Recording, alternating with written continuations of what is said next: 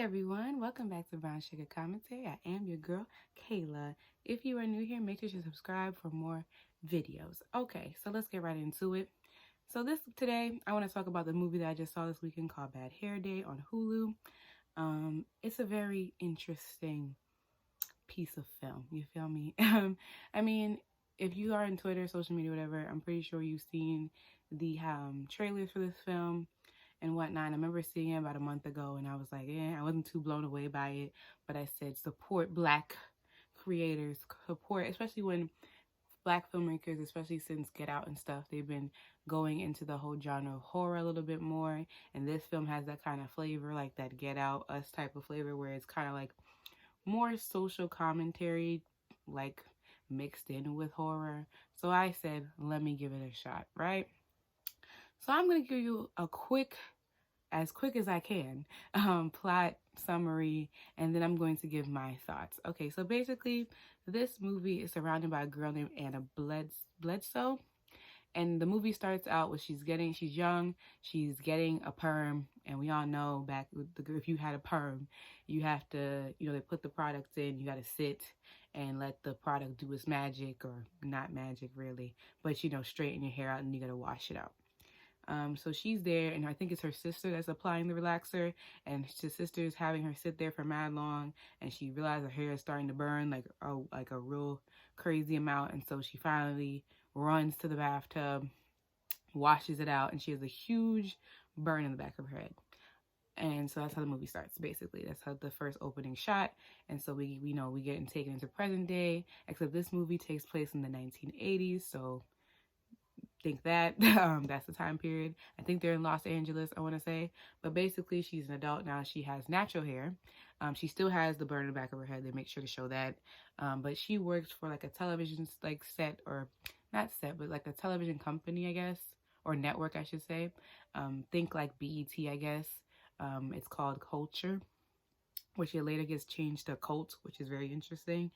But basically, she's working there, and what we're, I guess, led to believe or feel as a viewer is that Anna is down on her luck. Like, she's not winning in no areas of her life, okay? At her job, she's undervalued, underappreciated, and overlooked, okay? In her love life, actually, I think her boyfriend, hookup buddy, I don't know what they got going on for real, but he's not really feeling her. He doesn't pay her no mind. She's late on rent. Everything is looking bad for your girl, and you sympathize with her. Actually, in the beginning of the movie, she goes on a job interview, actually, and you can see that the job interview she's going on for another job, they're kind of looking at her kind of strange. I mean, every Black girl's gone through this, going on like a corporate interview, but she has a natural hair. They're looking at her, they're interviewing her. I guess that she's supposed to be like a commentator on culture. And so they don't want her. It's very clear she's not getting this job. But it's clearly a job that's supposed to be for a Black girl, and maybe they don't think she's Black enough, or they're not appealing to her, whatever the case may be. And remember, she leaves the interview or the audition, and she sees like a line of Black girls, and she's just like, okay, I see what's going on here. Like, this is like the token Black position, and whatever. So she goes back to her job, like I said, undervalued, unappreciated. No one's really paying her any mind. She has great ideas, but no one really cares. And then she is pulled into the office of her boss, who is played by Vanessa Williams. I think her name is Zora in the film. And Vanessa Williams, she's, they're having a talk, and she's saying, how do you really feel about the network or something? And she goes in and she says, I feel like we can do more. I think that we're not doing enough, and I have these great ideas, and blah, blah, blah, blah. And the girl, Zora, basically tells her, look, she basically tells her off, actually. She tells her off and then says, we need to do something about the hair. If you want to get anywhere in this company, you need to go on and fix that hair, because it ain't it, right? So, like I said, she's down on her luck. She's like, you know what? I really want to make it in life. So I'm going to go to this salon that the boss recommends to her. So she goes to the salon, and the person who does her hair is played by the wonderful Laverne Cox. If you don't know who Laverne Cox is, she is a trans woman. She was best known for her role as Sophia in Orange is the New Black, and I love her. But she's the salon person, which is hilarious, because in Orange is the New Black, she was also a hairstylist, technically. But she does her hair, and you can clearly see she's uncomfortable. She's uncomfortable getting into the chair. She's what you would call tender-headed. Actually, that's taking it too. She's actually worse than that. Like, literally, the moment this girl touches her scalp. She's feeling like it's a traumatic experience. Like, I'm uncomfortable for her. She's getting a simple sewing, but it's like with every braid, with every touch, it's like nails on a chalkboard. Like, even the music playing in the background, like this scary experience. And she's, getting this hair sewn in. And as it's happening, her hair it feels like, I don't know if it's like she's just being dramatic or it's actually feeling this badly to the point where like her scalp was bleeding. I don't know, child.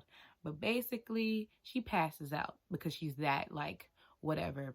And then of course, the hairstylist wakes her up, says you're done, you're good to go, and she looks like a brand new person because that's what if you wear your hair natural all the time and you get straight hair, if you wear your hair curly all the time and you get straight hair, you look like a new person. That's just what it is. So she gets the weave. She feels great. She goes to work the next day. She's feeling herself. Like, she comes in, everybody's looking at her, everyone's complimenting her. She's feeling good. She's feeling confident. Even the ex is doing a double take. He's like, oh, wait a minute. What's going on? But she goes into the office, but she's still not 100% because she's like having these headaches. She gets like these random traumatic flashes going on in her head. Like, she has to pop 2 Tylenols in or whatever, painkillers, because her head is hurting her. And so, whatever. So they're having this meeting and they're talking about, like I said, this is like a BET-esque type of network or whatever. And they're mostly focused on music, I think was their big thing. And so when they're, doing this meeting, the other girls that they work with are talking and they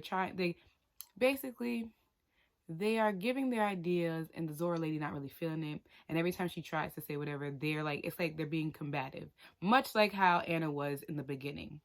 And so now, after this meeting happens, Zora pulls Anna in and says, look, you need to get your little friends in line because if you want this show to happen, that's what's going to happen. That's what's going to be. Okay. You need to tell your friends, get it together. Because Anna wants the show and she wants to host the show. And that's the whole incentive for why she straightened her hair, because she wanted to make it ahead, basically. And so now that she's done that, she's basically dangling this show like a carrot in front of her. And she's like, okay, you need to tell your friends to get with it or get lost. So she talks to them. And as they show as time is going on, almost every girl in the office gets their hair straightened or has a weave in their hair. Okay. All the while this is happening, she doesn't feel too right, especially when she goes home. She goes home after the work day and she's sitting there, and then her landlord comes in. And he's looking really crazy, or he's trying to, sleep with her or whatever. And he's about to assault her. And her hair attacks the man. Well, first I think she tries to get him with a box cutter.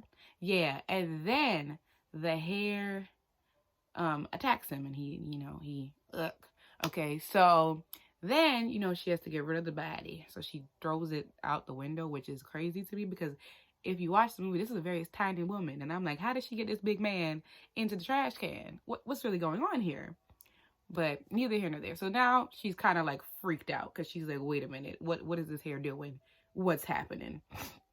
So basically, she's kind of shook up from it, but not that much because he kind of deserved it. Because in the next scene, when they see when the police discover his body, I think the neighbors are saying oh, he's violated women in the past. He's been a creep. He's trash, basically. But she goes on and she keeps having these night terrors as well, where she's seeing these weird images and it's just weird. And yeah, then I think she goes home and her parents are really well educated Black people and whatnot, and she sees these I guess folk tales talking about hair, and this one particular story is this woman who has this crazy demonic hair. And so she does that earlier in the film, and then when this happens, she decides to look more into it and figure out how the story ends. Whatever. So then she goes back to work. And once again, she's climbing the corporate ladder. Like I said, all of her friends are assimilating, getting the straight hair, getting the weave, if you will. And things looking like they're working in her favor. She really wants to host this whole production. It's looking like that's going to happen. Everything's on the up and up. Like I said, she has an ex. The ex seems like he want her back.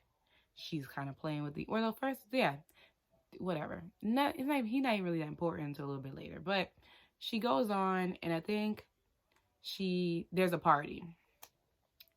There's a party, and a corporate party, I guess. And like everybody in the network comes together, and everybody's having a good time. And then she's there, and then she ends up seeing an old coworker. I remember this woman in the beginning of the film. I don't know her name, but basically this woman, she had dreads actually. And so this woman ended up quitting because she knew that Zora was trying to push her to be something that she was not, and she knew that she was pushing the entire network to be something he's not. Because like I said, the beginning, the movie, the networks was called Culture, but as the movie goes on, the name shifts to Cult, which is like, what? But this lady was like, I ain't with it, I'm out. And so she's kind of upset with Anna because she feels like, you're better than this. Like, you don't need to be doing stuff like this. Like, you could have came with me. We could have did something cool. But then Anna's like, look, I need this job to survive. I need to pay my bills. I can't be starting over.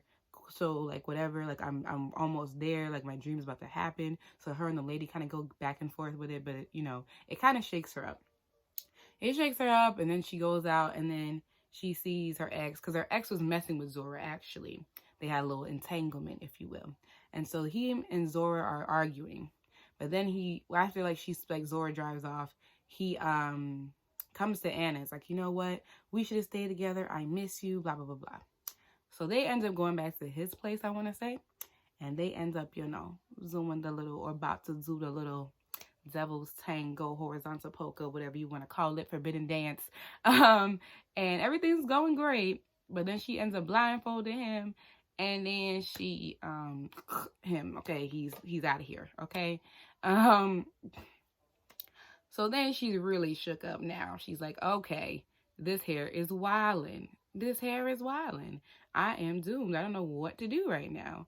So then in a desperate attempt, I think she tries to go back to the original salon that she went to, but then it was closed. So she goes to another salon, and she goes to the salon, and then once again, she sees that same woman that she got into the little whatever back and forth with, and she apologizes. She said, you know what?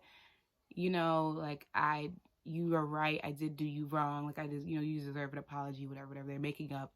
And then MC Lyte is actually, like, literally, this movie should win an award for the amount of cameos that was in this damn film, okay? Everybody. And their mama was up in here. I'm shocked Laverne Divine did not make an appearance. Because, Jennifer Lewis? I'm shocked they wasn't in there. Because you might as well have. You had damn near everybody and their mama in there. But, yeah, so they go to the stylist. She's like, you know what? Just put it up. I just went out my face or whatever. Like, whatever. So MC Lyte tries to do her hair, and what you guessed it, the hair completely starts attacking folks. Okay, attacks everybody. Everybody in the salon is donezo. So she's like, oh my lord, what am I gonna do? So I should also mention there's like a scene that like she basically starts a period, and the hair, I guess it's like hair, I guess like it feeds off of blood or something. And whenever it's thirsty, that's when it usually attacks people. So she was putting her pad on, and the hair it stretches down there in her nether regions and starts taking up her menstrual blood. And she looks like she kind of like it. I felt like it was like a sexual experience, and I was uncomfortable, honey. But yeah. Whatever. We could have done without that scene. I don't know what the hell the point of that was. But anyhow, so like I said, she leaves the salon. She's running. She's like desperate to find out what the hell is going on. She gets to she runs to her job, and then she notices like something's weird. And then she sees like some of the girls at her job are like dead. And then she sees Zora, and Zora comes to her and is like, look, is your hair doing weird stuff? Because my hair is doing weird stuff. I don't know what's going on. It has life of its own. It's killing people. What's happening? And she's like, what? And the two of them are like, what are we going to do? And Zora's like, you know what? F it. I'm just going to cut the hair off. And of course, the hair was like, no, no, no. And then it basically kills her. So now she's like, damn it. I'm on my own, child. And then the next day, I think Anna ends up going home. Then she comes back to work the next day. And everybody's kind of looking for Zora, but she's nowhere to be found because obviously she's not with us no more. But then this is the debut of the TV show, and so she ends up hosting that's her dream. It ends up happening, but she doesn't feel good about it. She's super shook up. I told you she keeps having these nightmares. She has all these bodies on her now. Like things are not looking good for your girl. But yeah, so then she ends up going through with the show though and everything like that. But then I think later on that day, she's in the office and then things once again go awry. And then she sees Zora again, even though we thought that Zora was gone. She's not. The hair completely took over her body and basically attacks everybody in the office again. And then they try to, she's trying to go in for the kill and get Anna. Typical like horror movie, whatever. She's getting chased. There's all these things happening, and finally they have a little showdown. Or no, like she's trying to hide from there, and then she notices, oh, there's a sprinkler. So she ends up finding this gun. That's not really a gun. It's really a lighter, cause like I don't know, it's the 80s, I guess. And then she like puts the lighter in the sprinklers. It sets it off, and I guess that's what kills the hair off. Or while she's doing that, she cuts the entire sewing off, and everybody, Zora disintegrates, or no, she goes back to normal. I don't know, but basically that's what weakens the hair, and she's able to get back to her normal self. The movie ends up basically, I don't know if she ends up quitting her job. I'm going to say that she does, but she's she realizes that hair ain't everything, or it's not worth sacrificing your entire soul for. And that's kind of where you leave it at. I mean, there's some other like minor details, but that's the gist of the movie. And here's my thing. Hair in the Black community is a very delicate subject, I feel like hair is such a like the relationship with Black women have with their hair is such an intricate and complex thing, and it's not black or white.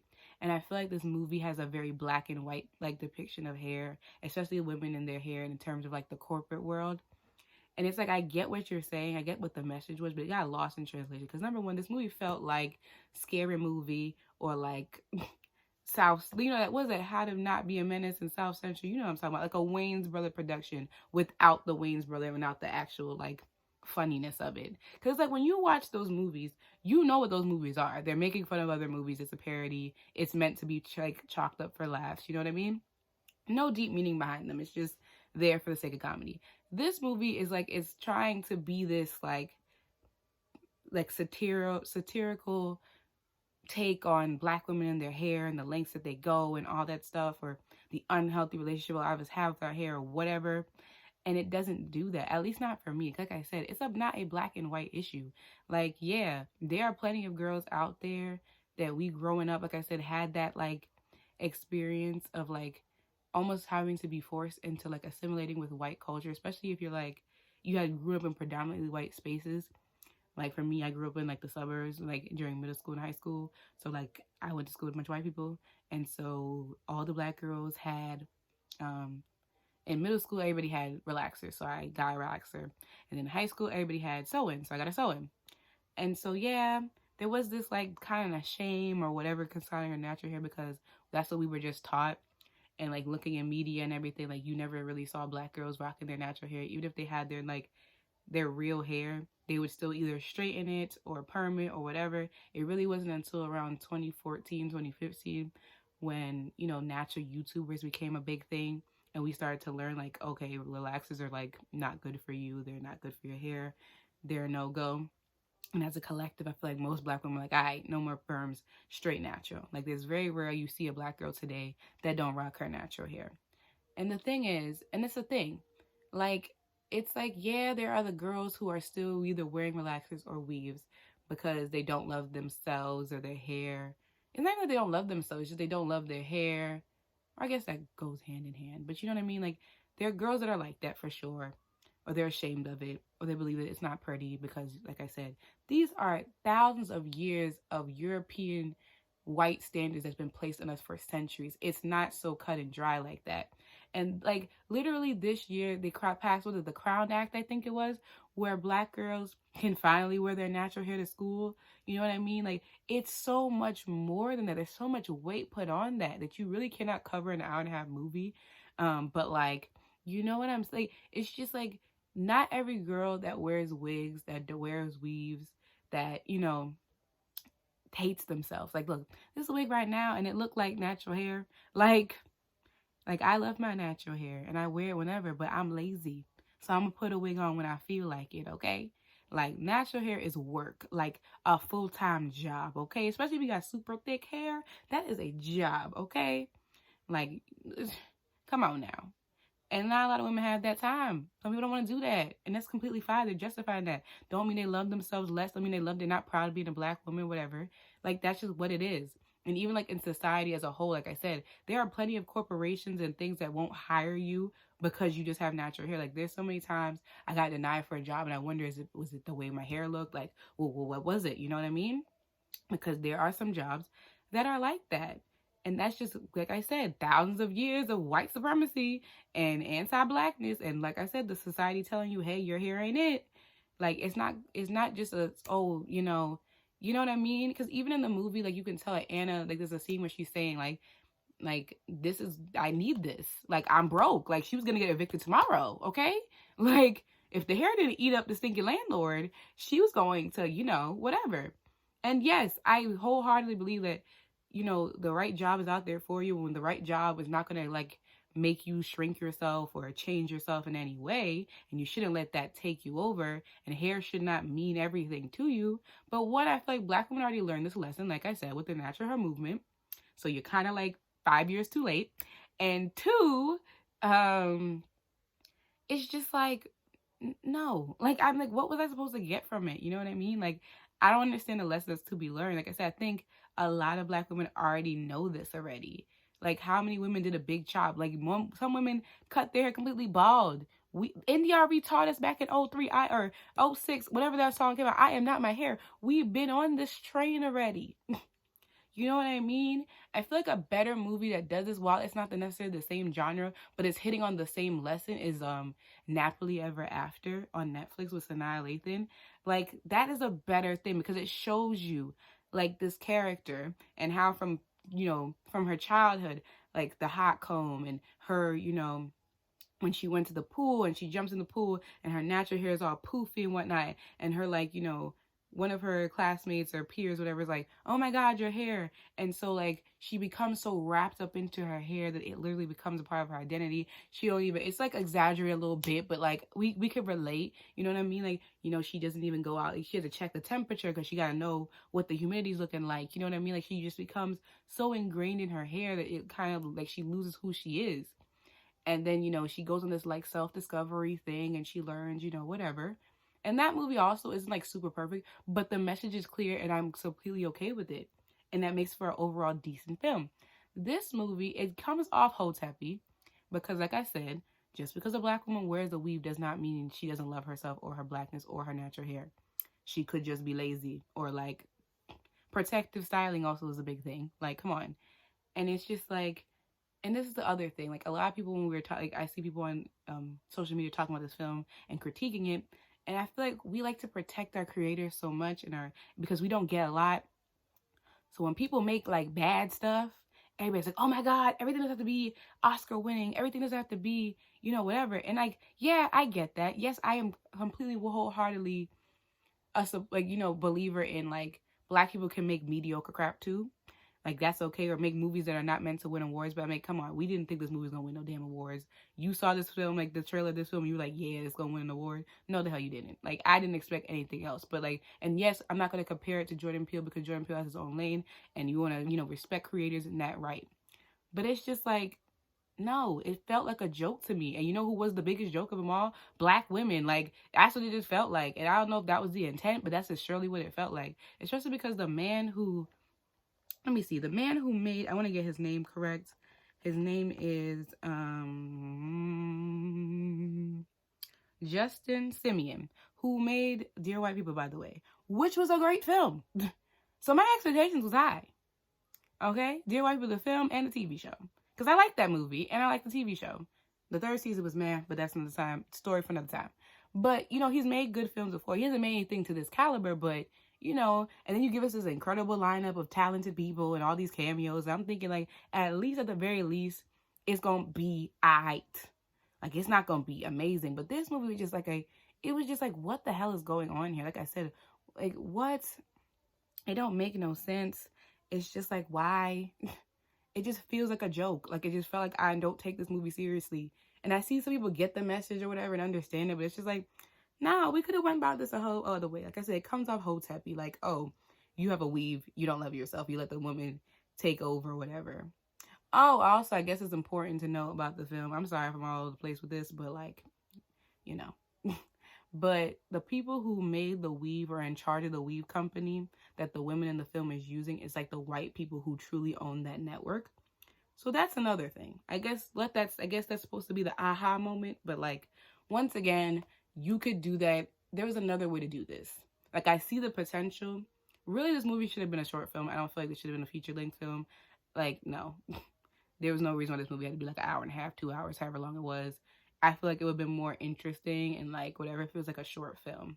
It gives me very much short film, and y'all got a bigger budget, so you're like, damn it, we gotta make a longer film. Like, but like I said, like that movie, Napoli Ever After, does a way better like depiction and way better like a deep dive in showing the experiences of Black women in their hair. Because like I said, it's so deeper than just and so more gray or whatever than just, oh, like Black women who wear hair like this do this and Black women who wear hair like this do that. Like, nah, like it's way more like nuanced than that, and you have to acknowledge that. So like it's really disappointing that a guy who made like a, but then again, somebody brought up a point that like in Dear White People, if you don't notice that the Black female characters in the show that are more whitewashed or trying to assimilate more with white people have wigs and weaves, like Coco and that one other girl that's like the peppy girl that's a lesbian. I don't remember her name right now because it's been like almost like 2 years since that show's been on. But that girl and then Sam and them all have, the ones that are woke have natural hair, have box braids. And so like he's been kind of on this wave for a while. So it's not super surprising that he would make a film like this, but it's just like, damn, man. Like we're in 2020. Like what are we doing? Like I said, it don't gotta be amazing. Like The Photograph. The Photograph came out earlier this year, and that's not like a groundbreaking film, but it was okay. It was a fun movie to watch. Like, I'm not saying it's one of the best, it's not the pinnacle of cinema, but at least I enjoyed it. You know what I mean? Like, I'm not saying Black people are not allowed to make decent or okay movies, but I'm just saying if you're gonna make a movie, like you should at least try. And it feels like this movie just didn't try. Like it just, like I said, tried to make Black women and something so intricate and so much complex, like women in their hair, and just made it into one large like parody like movie. And like I said, I'm sure that's not the intent, but that's certainly how it came off. Especially with a male director, you gotta be real careful on how you're making these movies and like what the messages you're trying to send to people. Because yes, some people got it, but a lot of people didn't. And like I said, there was a way to do this in a way more responsible and nuanced way that you could still get your point across and still do this whole subversion of horror and social commentary, but like differently. Because to me, it just felt like a joke. Like the stuff, like I said, the scene where the hair is eating up her menstrual thing. Like what the hell? It's just foolish. Like you have to, like, come on. So yeah, that's my thoughts about Bad Hair. It was not okay. It was 0 out of 10. Would never recommend. I guess it's like one of those movies you could watch. Like it's just so bad that you just gotta keep watching. Like it's a Lifetime movie, train wreck type film. You know what I mean? But yeah, I guess that's my take on it. Let me know in the comments how you felt. Did you watch it? Are you gonna watch it? What did you feel? Let me know. And yeah, I'll definitely see y'all in the next video. Peace out.